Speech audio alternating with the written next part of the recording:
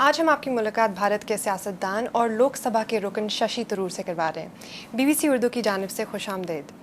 کل اپنے ٹاک میں آپ نے پاکستان اور بھارت کے تعلقات کے سلسلے میں پاکستانی فوج کے بارے میں بھی بہت بات کی۔ آپ کے خیال میں پاکستان اور بھارت کے تعلقات کے مسئلے نہ حل ہونے کی وجہ صرف پاکستانی فوج ہے؟ پاکستانی اسٹیٹ میں جتنی انفلوئنس ہیں آپ کے ملٹری کے، جتنے ڈسپرپورشنٹ ریسورسز کمانڈ کرتے ہیں پاکستانی ملٹری، دنیا میں کوئی اور دیش نہیں ہے جہاں کا فوج اتنے زیادہ پرسنٹیج GDP اور اتنا زیادہ پرسنٹیج نیشنل بجٹ کے لے لے۔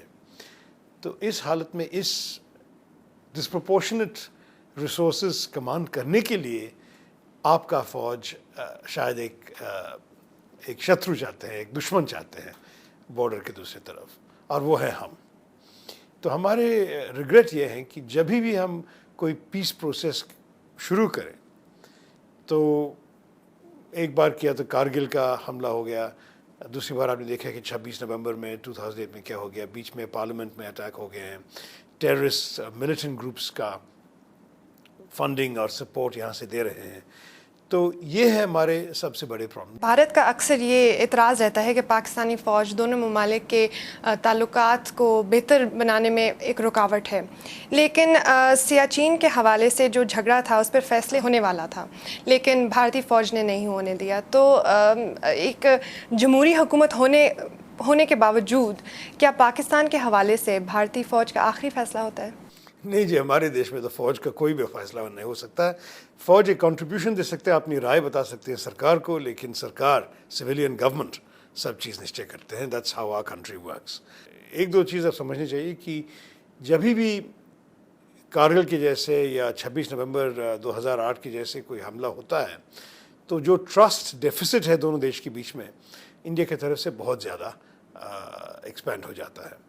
آپ یہ بھی سمجھ لیجیے کہ انڈیا ایک اسٹیٹس کو پاور ہے۔ انڈیا پاکستان سے کچھ نہیں چاہتا ہے، صرف پیس چاہتا ہے، صرف شانتی، امن۔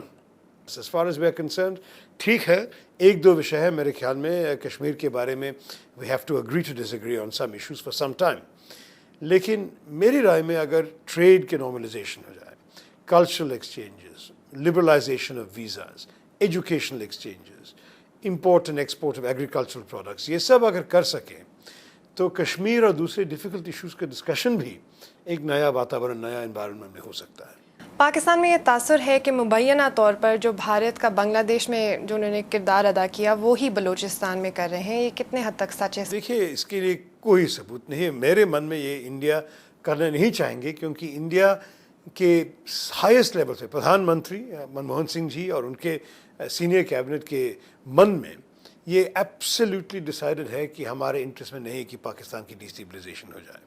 اچھا، ممبئی حملوں کے بعد جو شیئرڈ پروسیڈنگ سویلین گورنمنٹ نے کی، اس کے حوالے سے لوگوں کا کیا خیال ہے بھارت میں؟ How has that been taken? You see, we have not felt entirely happy with what has happened. We know that 7 people have been arrested, but the case has been rather limply prosecuted. And they certainly no convictions or other action have been taken. There are Interpol warrants out against another 13 people. None of them have been found or arrested. Mr. Hafiz Saeed and his ilk are going around proudly thumping their chests about this and making more speeches attacking India. And in very vicious terms, we see the videos from Pakistani television grabs of these statements. There is no attempt made to stop the incitement of violence against India. So we feel that more could be done by the government. صدر مشرف کے دور میں Kashmir resolution پہ کافی باتیں چل رہی تھیں، کیا وہ جاری ہیں یا رات گئی اور بات گئی؟ کشمیر کے بارے میں میرے خیال میں جتنے پروگریس ہو چکے تھے، جنرل مشرف کے ڈومیسٹک ڈیفیکلٹیز کی وجہ سے یہ اسٹاپ ہو گیا۔ مطلب کوئی بھی کشمیر سولوشن دونوں دیش میں پبلک کو سیل کرنے کے لیے، کیونکہ پبلک کی ایکسیپٹنس کے باوجود کوئی سولوشن نہیں ہو سکتا، پبلک ایکسیپٹنس کے لیے میرے خیال میں سرٹن کریڈیبلٹی چاہیے سویلین لیڈرشپ کے لیے۔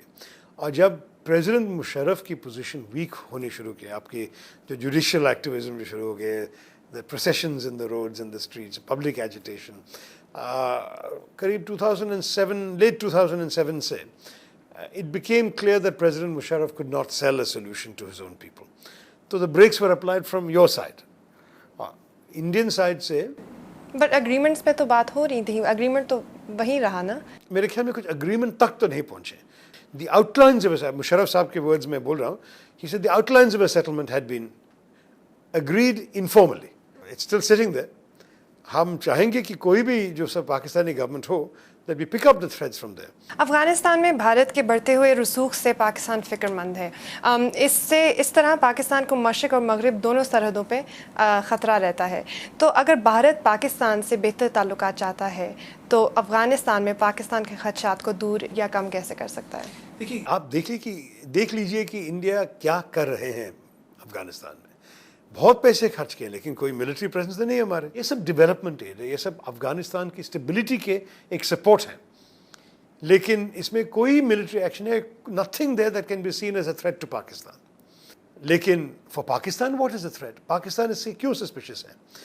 Pakistan should not take a dog in the manger position that anything that India does we will not accept because we want to have influence.